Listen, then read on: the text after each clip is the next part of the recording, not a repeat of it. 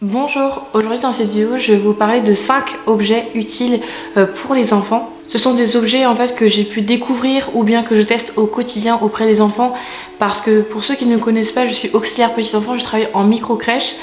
Et j'ai remarqué plusieurs choses en fait au quotidien qui sont des objets très intéressants et qui peuvent en fait aider des parents qui sont à la quête de recherche d'objets qui peuvent les aider au quotidien pour leur enfant, ou bien des professionnels en fait qui cherchent aussi des idées voilà, qui pourraient aider du coup les tout petits au quotidien dans leur autonomie ou alors pour faciliter les soins.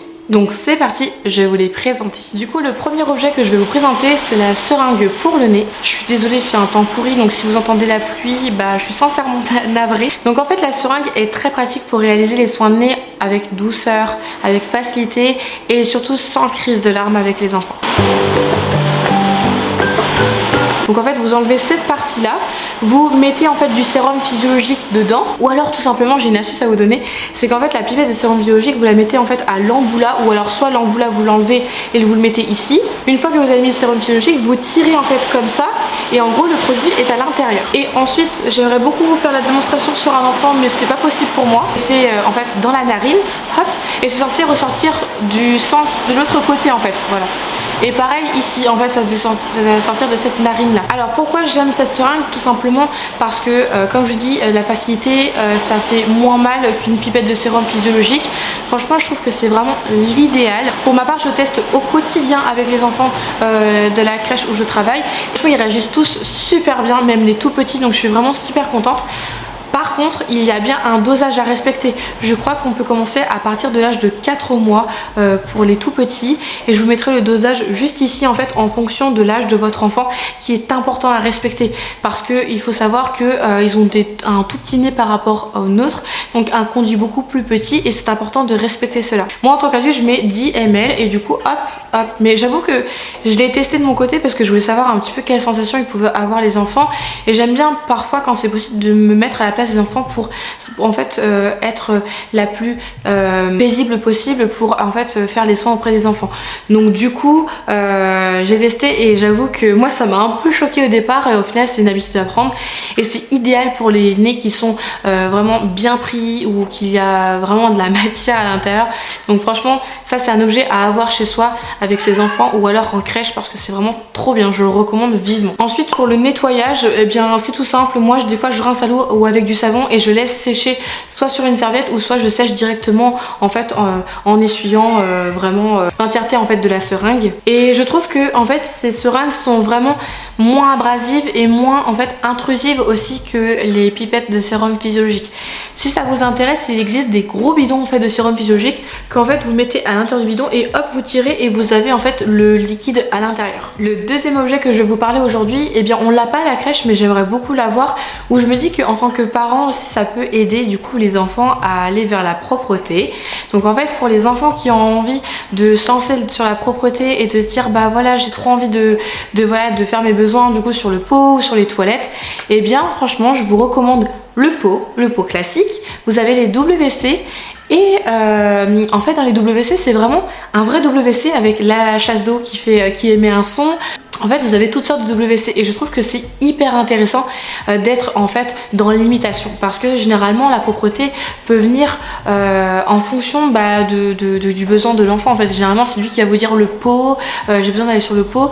Donc souvent ça peut commencer à partir de 1 an et demi, après ça peut commencer aussi vers 2 ans, 3 ans. Vraiment c'est en fonction du besoin de l'enfant, de son envie en fait d'y aller. Et du coup le fait de faire comme les adultes en fait, de faire vraiment l'imitation sur les toilettes, eh bien ils adorent. J'ai découvert aussi pour les plus grands en fait c'est un urinoir en grenouille et en fait vous positionnez du coup au sol, et pour les garçons qui avec leur pénis en fait avec le pipi il faut qu'ils visent en fait la petite roulette qu'il y a à l'intérieur de la grenouille, et en fait ça leur apprend à faire pipi en fait au bon endroit dans l'urinoir. Donc je trouve ça intéressant pour vraiment la propreté, l'apprentissage de tout cela en fait, et voilà je trouve que c'est pas négligeable à partager et que ça peut toujours être intéressant. En plus de ça c'est mignon, ça favorise l'autonomie, ça donne envie aux enfants de vouloir essayer, donc ça c'est super chouette, donc je recommande vivement. Le troisième objet que je vous propose c'est la grignoteuse. Pour les enfants en fait qui ont cette facilité à manger les fruits avec leur bouche, qui prennent plaisir à manger, à découvrir avec les mains, etc. je vais peut-être moins vous recommander du coup cette grignoteuse. Mais pour ceux qui ont un peu plus de difficultés, qui ont besoin un peu plus de temps, de calme, de précision pour apprendre à manger les fruits, eh bien ça peut être une bonne alternative. Pareil pour les tout petits aussi. Donc en fait j'en ai pas avec moi, donc du coup je peux pas vous présenter, mais en fait une grignoteuse c'est comme une grosse tétine, et en fait à l'intérieur vous avez en fait un petit filet pour que en fait l'enfant puisse mâcher le fruit. Vous avez juste en fait une sorte de petit clapet à ouvrir, vous mettez le fruit, n'importe quel fruit que vous souhaitez du coup présenter à votre enfant, etc. Et bien vous mettez le fruit à l'intérieur, vous fermez le clapet et vous lui donnez, et en fait il va le prendre comme une tétine dans sa bouche. Soit il peut mâchouiller, croquer, et en fait quand ils vont appuyer ça peut faire du jus, ou alors ça peut aussi déjà très facilement en fait apprendre en fait cet instinct de mâcher et de mordre aussi. Vous pouvez mettre aussi un glaçon, un tout petit glaçon quand ils ont mal aux dents.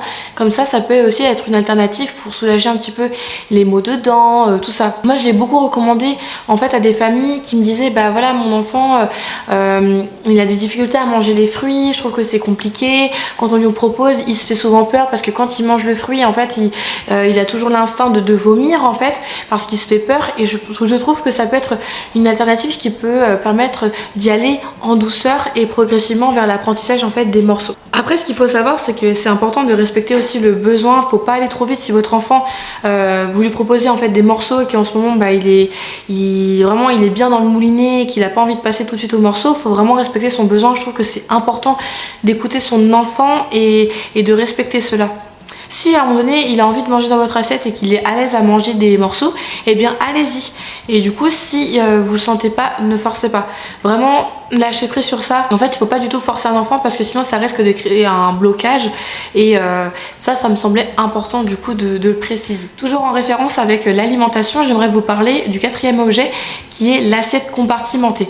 Alors ça je trouve très intéressant, et ça peut être adapté pour des enfants en fait qui ont envie de manger dans le désordre et qui souvent en fait ont des choix assez limités au niveau de l'alimentation. Je vais m'expliquer. En fait, la plupart des enfants, ils aiment bien avoir tout en même temps, et ce qui est normal. Pourquoi ils devraient choisir dans le sens qu'ils devraient manger? Pour moi, ça me pose aucun souci si un enfant commence par le dessert et finit par le plat ou l'entrée. Vraiment, il n'y a aucun souci là-dessus. Je pense qu'il faut respecter leurs besoins, et en plus de ça, c'est le repas, un moment de plaisir, de partage, et je pense que c'est important de garder cette valeur-là. L'idée que je vous propose, c'est dans cette assiette compartimentée, vous avez 3 compartiments à l'intérieur. Donc vous pouvez soit mettre l'entrée, si vous souhaitez, que vous proposez à votre enfant. Donc ça peut être des concombres, des carottes râpées, des carottes en morceaux, enfin qu'importe. Ça peut être à côté le yaourt, des fruits, ça peut être voilà, qu'importe, enfin vraiment.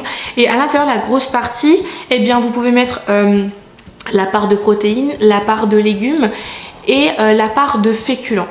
Et du coup ça, je trouve ça intéressant. Comme ça, à votre enfant, bah, quand c'est le repas, vous lui dites bah voilà, je te propose ton assiette, ce midi tu vas manger ça c'est de telle couleur, voilà, et en plus bah tu peux manger dans le sens que tu veux. Et je trouve ça vraiment bien. Il y a vraiment de tous les styles des assiettes compartimentées, mais moi franchement c'est des choses que j'ai vues dans des micro-crèches où j'ai pu travailler, et j'adore cette idée. Alors il y a souvent 2 types de familles. Il y a 2 types de familles. Donc il y en a la première qui va dire j'aime pas cette idée parce que du coup il va plus se pencher vers le sucré, et du coup va pas du tout manger le plat qui est très important, qui est nécessaire pour sa croissance. D'autres familles qui vont dire c'est trop bien l'idée, vraiment. Donc vous voyez, en fait je pense qu'il faut s'adapter en fonction aussi des traditions, des routines en fait que ont les familles. Mais moi je trouve ça important. Si votre enfant vraiment a du mal à manger, vous voyez, à commencer par le plat et souvent il repousse direct son assiette, eh bien je pense que ça peut être l'idée à tenter en tout cas avec votre enfant. Sachant qu'il faut savoir que ça va pas se faire peut-être dans l'immédiat. Je pense qu'il faut attendre vraiment, je pense sur une moyenne de 3 à 4 semaines pour voir vraiment des bénéfices positifs, ou bien des améliorations peut-être à trouver, ou d'autres solutions pour que l'appétit se fasse bien, ainsi que le repas. Le 5e et dernier objet que je vais vous présenter, eh bien c'est un anneau de dentition. C'est quelque chose qui nous sauve la vie au quotidien en crèche, puisque en fait les enfants sont favorables du coup aux poussées dentaires. Donc qui dit poussée dentaire dit maux de dents, douleur au niveau des gencives, du coup ça peut aussi décaler leur sommeil, ça peut voilà, engendrer pas mal de choses négatives au niveau de leur corps, au niveau de tout plein de choses. Et donc du coup je pense que ça c'est important de savoir ça. Donc moi du coup à la crèche, les anneaux dentition je les mets au congélateur. Je sais qu'avant mes collègues les mettaient au frigo et j'ai trouvé que le résultat était moins attrayant du coup auprès des enfants. Donc en fait en le mettant au congélateur, eh bien il est frais, il est bien froid du coup. Donc quand les enfants ils ont un besoin de mordre ou alors qu'ils mordent un autre enfant ou bien vous sentez qu'il n'arrête pas de se mordre les doigts, et bien ça c'est cette alternative que je vous propose. C'est mettre du coup l'anneau au congélateur et ensuite vous donner l'anneau à votre enfant pour qu'il puisse en fait soulager mais vraiment cette douleur sur le froid. C'est ça, c'est vraiment l'idéal. L'anneau de dentition c'est vraiment le truc qui change la vie. Je suis vraiment contente que ça existe.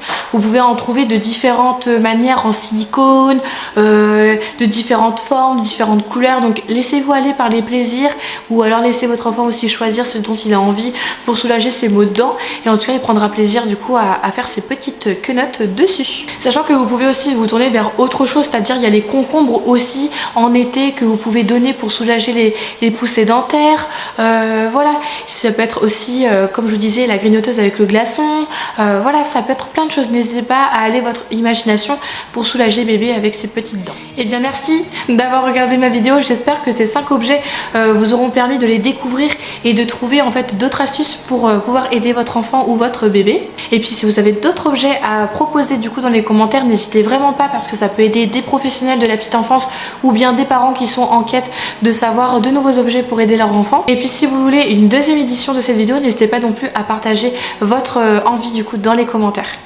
Et sur ce, moi je vous dis à bientôt, prenez soin de vous.